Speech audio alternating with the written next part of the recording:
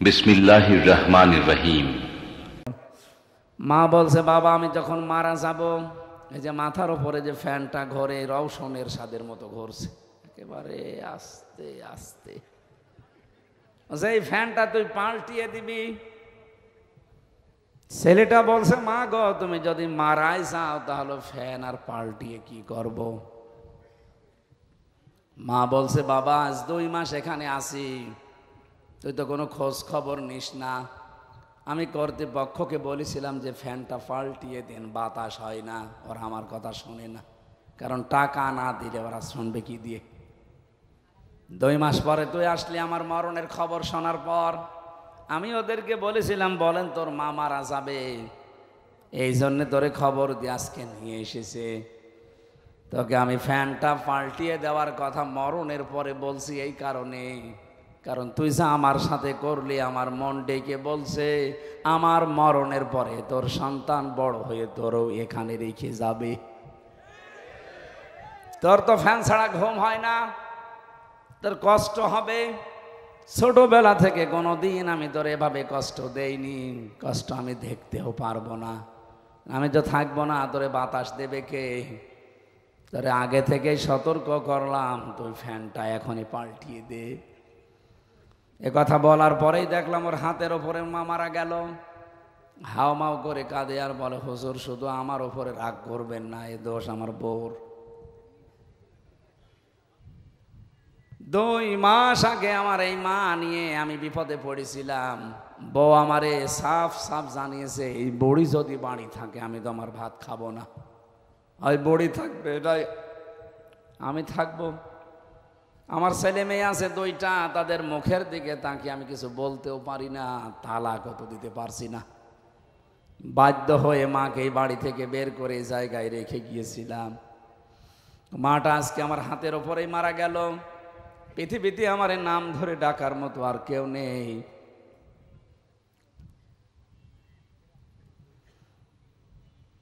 পাবনাবাসী শুধু রাঙ্গামাটি জেলার লংগদু থানা আর এই কলেজের একটা অধ্যাপক উনি।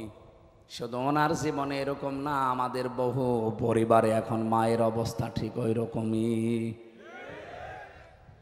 মাগুলো অবহেলার শিকার, বাবাগুলো অবহেলার শিকার, বাড়ি থেকে বের করে দেওয়া, খাবার না দেওয়া, তার চিকিৎসা না দেওয়া, সবগুলোর পেছনে আমার মনে হয় সন্তান যাই করতে চাক ওর পেছনে দায়ী ওর বউটা। এমন ছোট মনের বউ আমরা পেয়েছি, কিছু করতে গেলে ওর মন পাওয়া যায় না। এরকম ছোট মনের বউ আছে কার? হাত তোলেন তো।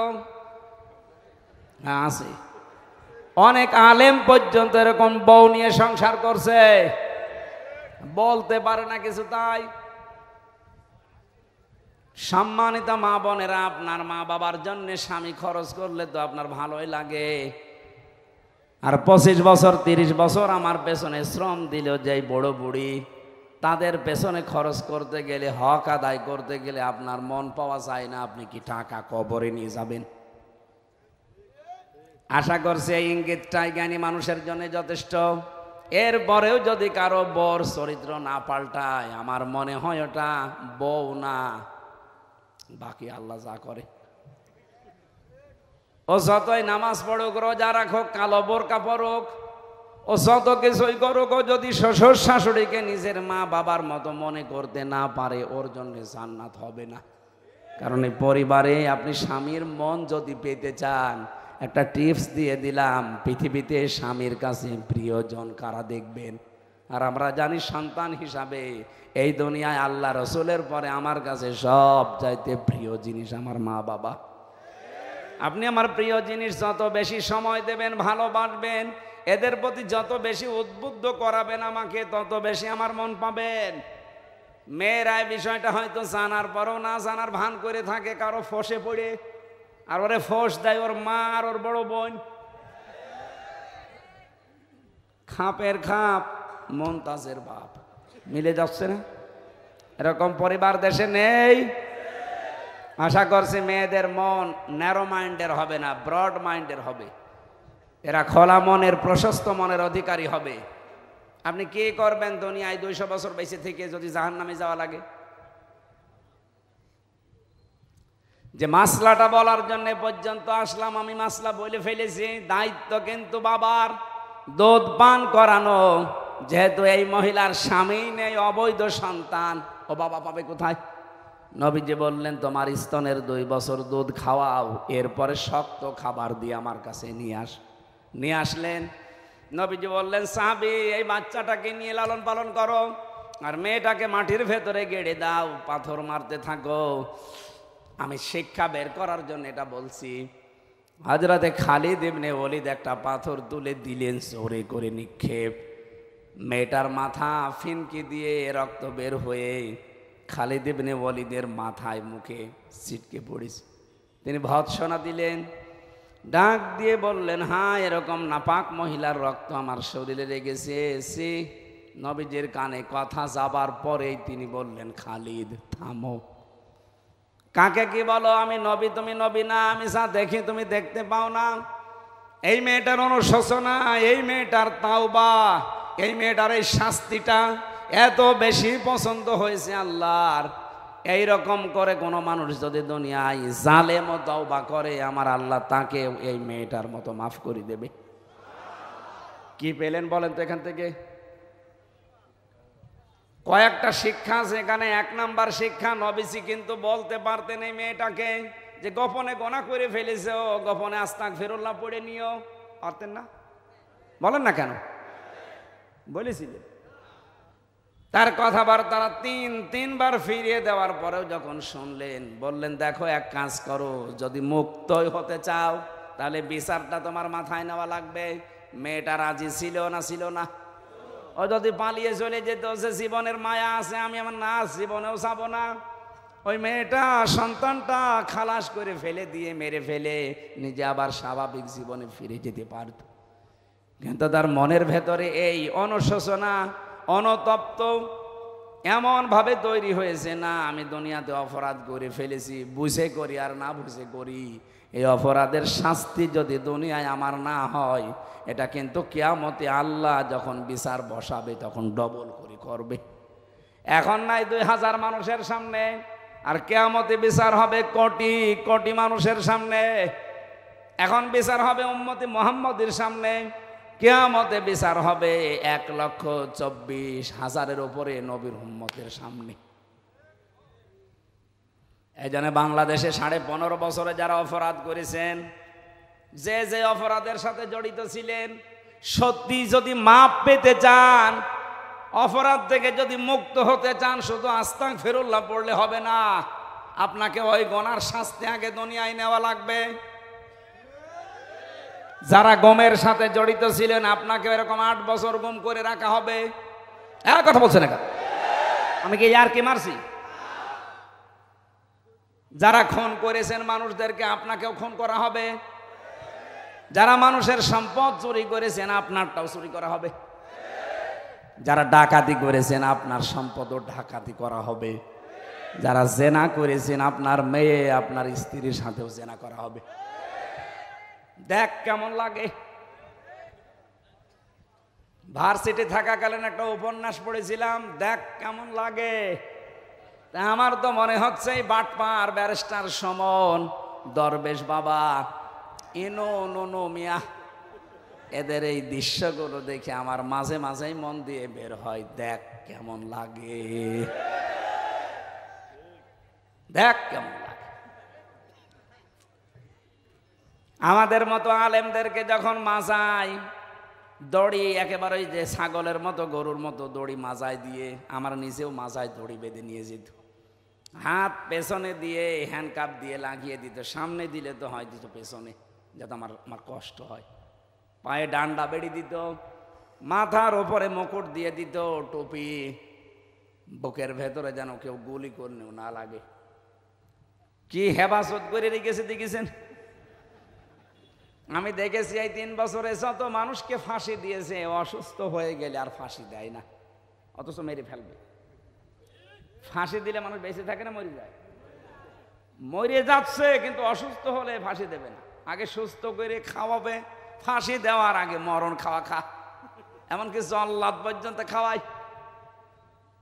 শাহজাহান জল্লাদ ছিল, দেখতাম মরণের খাওয়া খায়, যেদিন ফাঁসি দেবে এরপরে ওরে মন মতো খাওয়িয়ে যে ফাঁসি দেওয়া হবে তারেও বলতো কি খাবেন, যা মনে চাই বলেন। আরে ভাই আপনি তো মেরেই ফেলবে, আমার মনে কি চাবে, যা মনে চাই বলেন।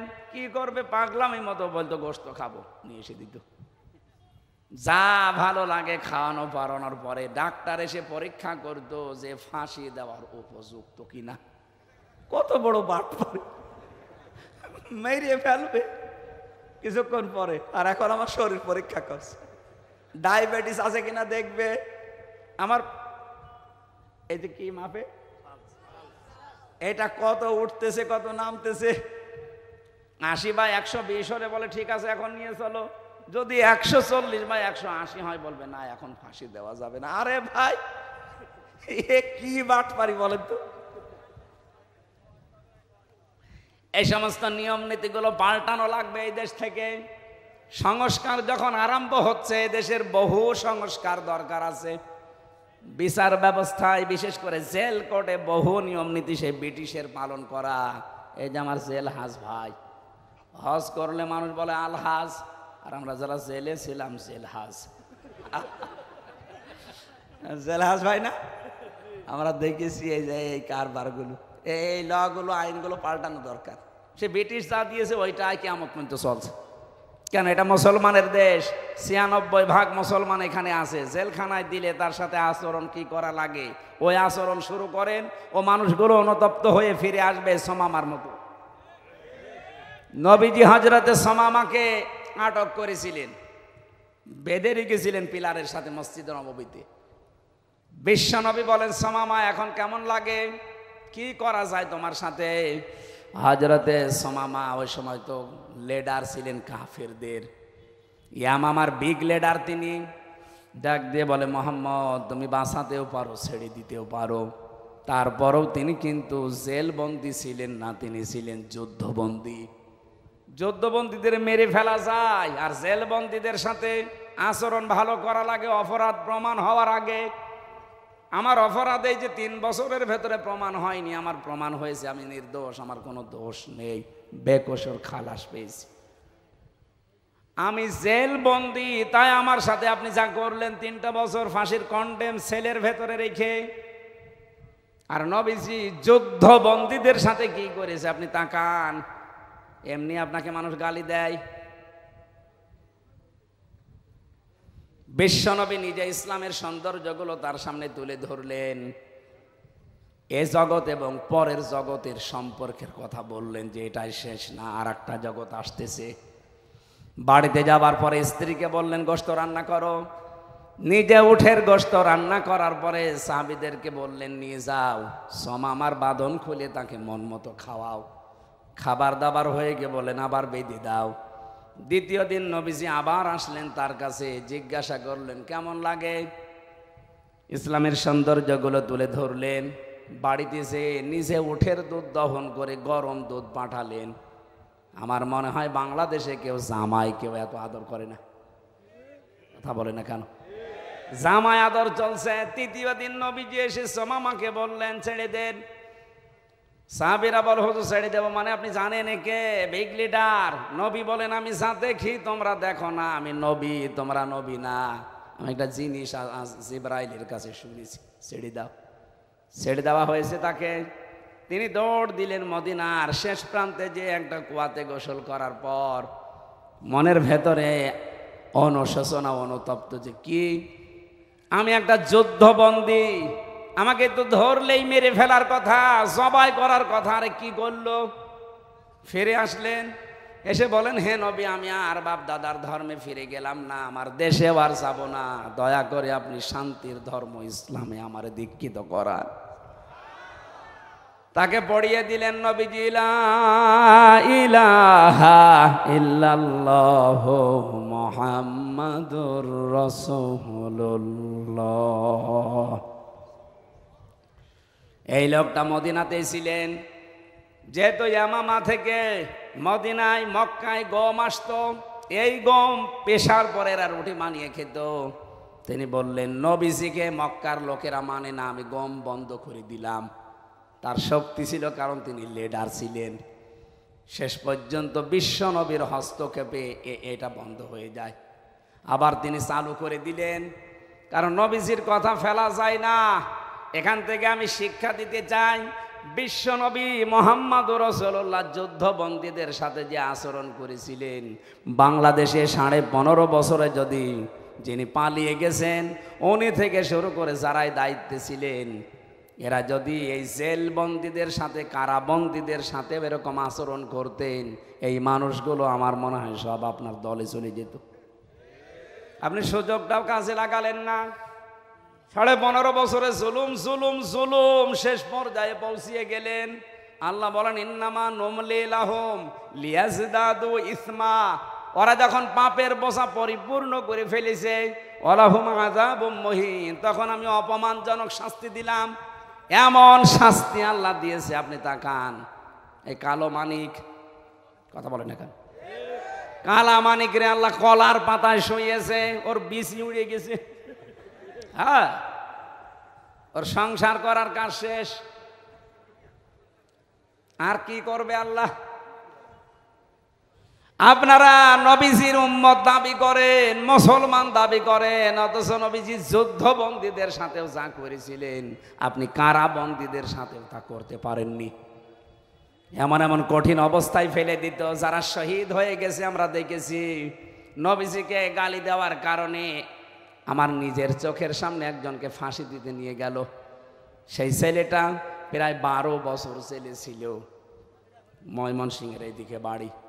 ওর অপরাধ যে ও নবীজিকে একদিন গালি দিয়েছিল একটা লোক, তারে কেউ শাস্তি দেয়নি, ও নিজের হাতে শাস্তি দিয়েছিল। আর এটা তো ইসলামের নিয়ম, যারা দুনিয়াতে বিশ্ব নবীকে অপমান করবে, গালি দেবে, তাদের বেঁচে থাকার অধিকার নেই। ও তো এই কাজই করেছিল। শেষ পর্যন্ত ওরা গ্রেপ্তার করে জেলে দিয়ে এই 12টা বছর পরে কিছুদিন, এই আমি যেদিন বের হলাম তার কিছুদিন আগে ফাঁসি দিয়ে দিল। সে যাবার সময় আল্লাহু আকবার বলতে বলতে যাচ্ছিল। আমি বাস্তবে দেখেছি, আপনি কারাবন্দীদের সাথে আচরণ করতে পারেন নাই। এই 15.5 বছরের সবচেয়ে বেশি জুলুমের শিকার কারাগারে হয়েছে আলেমরা। মাওলানা মামুনুল হক শেষ পর্যন্ত কোর্টে হাজির হওয়ার সময় দেখেছেন উনি হেঁটে যেতে পারতো না। এই কথা বলছেন না কেন? এই শ্রদ্ধাভাজন বড় ভাই, উনি আমার সাথে 3 বছর ছিলেন, তার বহু অবদান আমার প্রতি আছে। আমি কৃতজ্ঞতা স্বীকার করছি, আল্লাহ পাক তার জীবনের অপরাধগুলো যেন সব মাফ করে দেয়। খুব ভালো হাফেজ একজন। বাংলাদেশে যদি আমার মনে হয় 50 জন হাফেজ থাকে নাম করা, যাদের কোরআন ইয়াদ আছে, তার ভেতরে মাওলানা মামুনুল হক একজন। একবারে দাঁড়িয়ে 2 পারা 3 পারা 5 পারা করে তাহাজ্জুদের নামাজে পড়ে। আমি একটা যুবক মানুষ, 1.5 পারা পড়তে গেলে আমার পা ব্যথা করে, অথচ ওনার বয়স 52 বছর, আমার বাবার বয়সী। আল্লাহ তার এই 3.5 বছরের ইবাদত বন্দেগী যেন 3000 বছরের ইবাদত হিসাবে কবুল করে, বলেন আমিন। যে শিক্ষাটা নিয়ে আসতে চাচ্ছিলাম এইটাই, যারা অপরাধ করেছেন জুলুম করে, আয়না ঘর বানিয়ে মাটির নিচে নিয়ে আমাকে 10 দিন রেখেছিলেন মাটির নিচে। কি অপরাধ আমার ছিল? আমার তো প্রমাণ হলো যে অপরাধ নেই।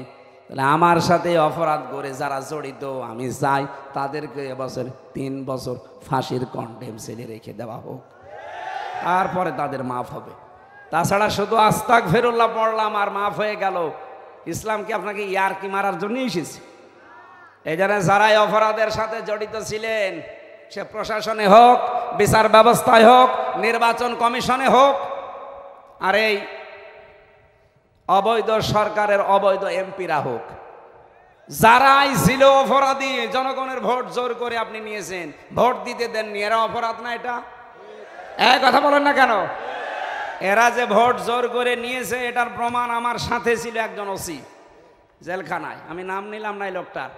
আমার যখন তাওবার ব্যাখ্যা করি, আমার এসে বলছে, হুজুর কি বললেন?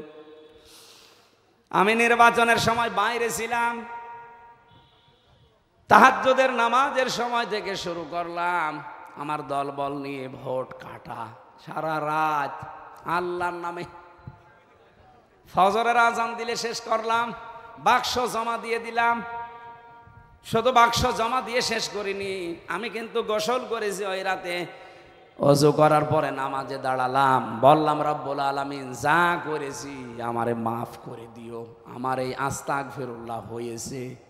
না, আস্তাগফিরুল্লাহ হয়নি, ইয়ার কি হয়েছে? কথা বলেন এখন। আরে ভাই, আপনি তো আল্লাহর কাছে অপরাধ করেননি, আপনি অপরাধ করেছেন আমার মতো হামসার কাছে। একটা এমপির আন্ডারে 3.5 লাখ 4 লাখ মানুষ থাকে, আমার মতো 3.5 থেকে 4 লাখ হামসা এরকম ভোট দিত, আপনি দিতে দেননি, সব নিজে দিয়েছেন। আর আপনি এখন তাহাজ্জুদের নামাজ পড়ে গোসল করে আপনি ওযু করে আস্তাগফিরুল্লাহ পড়ছেন। আগে আপনি এই 4 লাখ মানুষ থেকে মাফ চাবেন, এরা মাফ করলে তারপরে আস্তাগফিরুল্লাহ পড়বেন। এই আস্তাগফিরুল্লাহ তখন কবুল হয়। কথা বুঝতেছেন?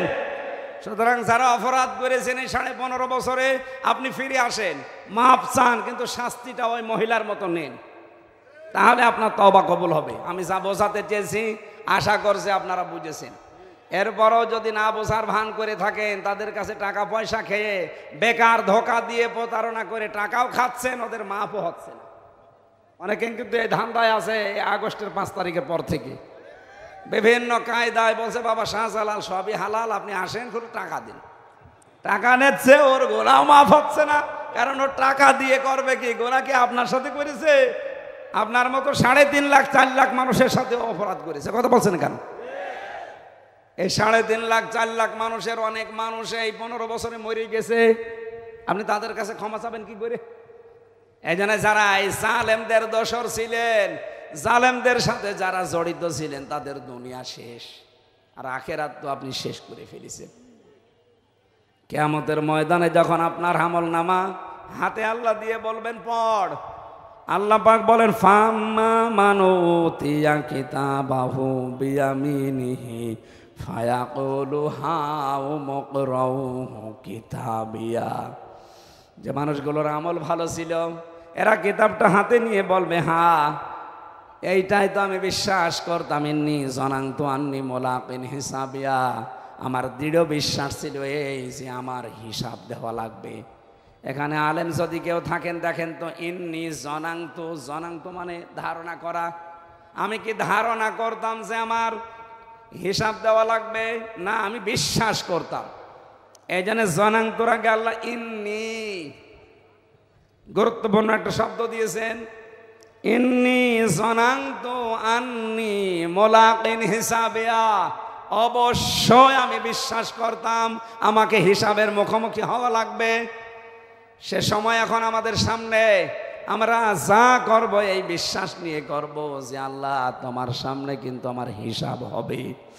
ফাহুয়া ফি ঈশাতির রাদিয়া, সন্তোষজনক জীবনের অধিকারী আল্লাহ তাকে বানাবে। ফি জান্নাতিন আলিয়া, সৌচ্চ মাকাম যেটা জান্নাতের, সেখানে আল্লাহ তাকে পৌঁছাবেন।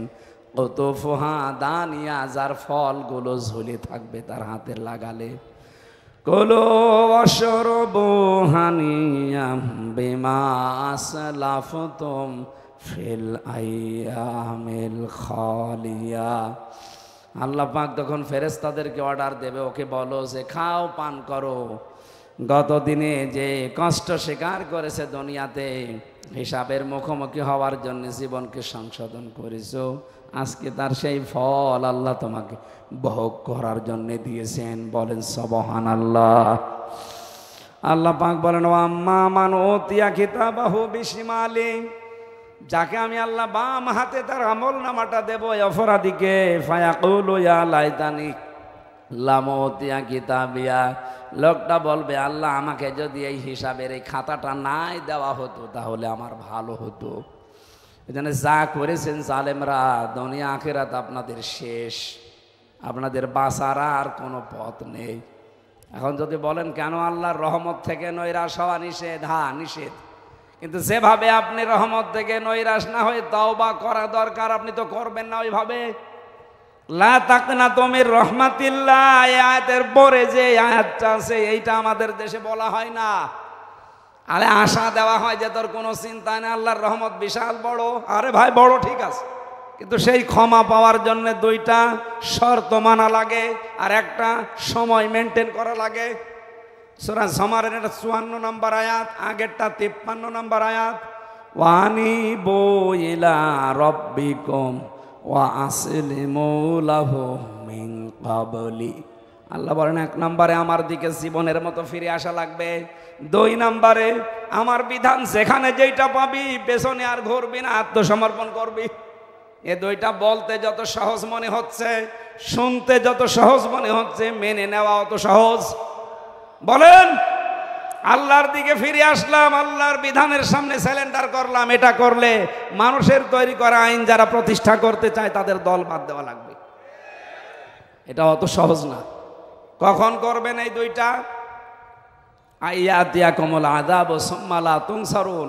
ওই আযাব আসার পূর্বে যখন তোকে সাহায্য করা হবে না, আর সেটা মরণের সময়। আর মরণ আসবে 41 সালে।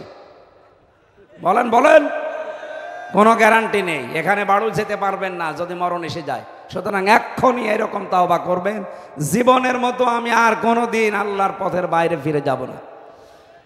আমার শরীর আজকে 4টা হয়ে গেছে, শরীর এবং কণ্ঠ ঘ্যাড় ঘ্যাড় করছে, আমি আর পারছি না। আগামীতে এরকম মাহফিল নিয়েন না। পাবনা দারুল আমান ট্রাস্টে একটা অনুষ্ঠান হয় পুরা জেলা ভেতরে, ওইটায় যাবেন, ওখানে কথা বলবেন ইনশাআল্লাহ। আল্লাহুম্মা আমিন। লা ইলাহা ইল্লা আনতা সুবহানাকা ইন্নী কুনতু মিনাজ জালিমিন।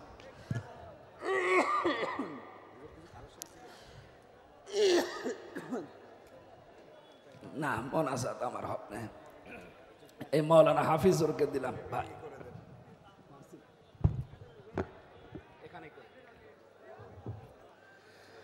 اللهم آمين ربنا ظلمنا أنفسنا وإن لم تغفر لنا وترحمنا لنكونن من الخاسرين رب العالمين পরওয়ারদিগার মাবুদ মহিয়ান গরিয়ান সর্বশক্তিমান দাতা দয়ালু আল্লাহ, রাজাধিরাজ সম্রাটের সম্রাট, সিন্ধু মহাসিন্ধুর মালিক, আমরা গোনার বোঝা মাথায় নিয়ে ঐতিহ্যবাহী ঐতিহাসিক তাফসিরুল কোরআন মাহফিল থেকে আল্লাহ তোমার আলিশান দরগা ইলাহিতে হাত তুলেছে। আল্লাহ, আজকের এই মাহফিলকে আল্লাহ তুমি জান্নাতের জন্য আমাদের জন্য কবুল আর মঞ্জুর করে নাও। আজকের মাহফিলের সভাপতি থেকে শুরু করে যত দায়িত্বশীল আজকের এই মাহফিল বাস্তবায়নের জন্য সময় দিল, শ্রম দিল, টাকা দিল, পয়সা দিল, রব্বে কারিম খাস করে দোয়া করে আল্লাহ তুমি কবুল আর মঞ্জুর করে নাও। বিশেষ করে রব্বুল আলামিন আমার কলিজার টুকরা আজকের প্রধান বক্তা মুফতি আমির হামজা সাহেব শারীরিকভাবে অসুস্থ হয়ে গেছে। আল্লাহ, কলিজা ভরে দোয়া করি আল্লাহ তুমি তাকে সুস্থতা দান করে দাও। রব্বুল আলামিন জাতির জন্য আল্লাহ মুফতি আমির হামজার এখন খুব বেশি প্রয়োজন। আল্লাহ তোমার কাছে কলিজা ভরে দোয়া করি আল্লাহ তুমি সুস্থতা দান করে দাও। রব্বুল আলামিন আমরা যারা হাত তুলেছি, আমাদের যাদের আব্বা কবরস্থ হয়ে গেছে, যাদের মা কবরস্থ হয়ে গেছে, কলিজা ভরে দোয়া করি আল্লাহ আজকের এই মাহফিল থেকে কলিজা ভরে দোয়া করি আব্বা আম্মার কবরটুকু তুমি জান্নাতের টুকরা বানায় দাও। আজকের মাহফিলের আলোচক যারা ছিল আল্লাহ তুমি কবুল করে নাও। আল্লাহ ফুরকানিয়া মাদ্রাসাকে আল্লাহ তুমি কবুল আর মঞ্জুর করে নাও। এখানকার ছাত্র শিক্ষকগুলোকে আল্লাহ তুমি কবুল আর মঞ্জুর করে নাও। আলোচক বিন্দু যারা ছিল আল্লাহ তুমি কবুল আর মঞ্জুর করে নাও। আলেম উলামা যারা আছে আল্লাহ কলিজা ভরে দোয়া করি আল্লাহ তাদের হাতকে তুমি কবুল করে নাও। আল্লাহ তোমার দরগা ইলাহিতে ফরিয়াদ জানাই আল্লাহ তুমি কবুল আর মঞ্জুর করে নাও। অত্র এলাকার মাটির নিচে যত মৃত্যু মানুষ শুয়ে আছে আল্লাহ সকলের কবরগুলো তুমি জান্নাতের টুকরা বানায় দাও। রব্বুল আলামিন আজকের মাহফিলের শ্রোতাগুলো আল্লাহ সেই সন্ধ্যা থেকে এই রাত পর্যন্ত অপেক্ষা করতেছিল রব্বে কারিম মুফতি আমির হামজার মুখ থেকে কিছু কথা শোনার জন্য।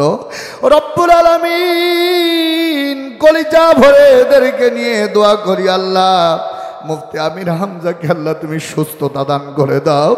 জালিমের নশালনে পড়ে রব্বুল আলামিন শারীরিকভাবে এখনো সুস্থ হতে পারে নাই। আল্লাহ খাস করে দোয়া করি আল্লাহ তুমি আমার মুফতি আমির হামজাকে তুমি সুস্থতা দান করে দাও। সে সহ জালিমের নশালনে পড়ে আল্লাহ এখনো সমস্ত আলেমরা অসুস্থ আল্লাহ কলিজা ভরে দোয়া করি আল্লাহ তুমি তাদেরকে সুস্থতা দান করে দাও। রব্বে কারিম তোমার দরগায় ফরিয়াদ জানাই, জালিমকে যেভাবে হটায়েছো আল্লাহর একটা বার কোরআনের রাজ কায়েম হয়েছে এই দৃশ্য দেখার মতো তৌফিক তুমি আমাদেরকে দান করে দাও। আলহামদুলিল্লাহি রাব্বিল আলামিন ওয়া জাআল আখিরা কালামিনা ইনদাল মাউতি লা ইলাহা ইল্লাল্লাহু মুহাম্মাদুর রাসূলুল্লাহ। যারা টাকা পয়সা মাদ্রাসার উন্নয়ন গল্পে দিতে চান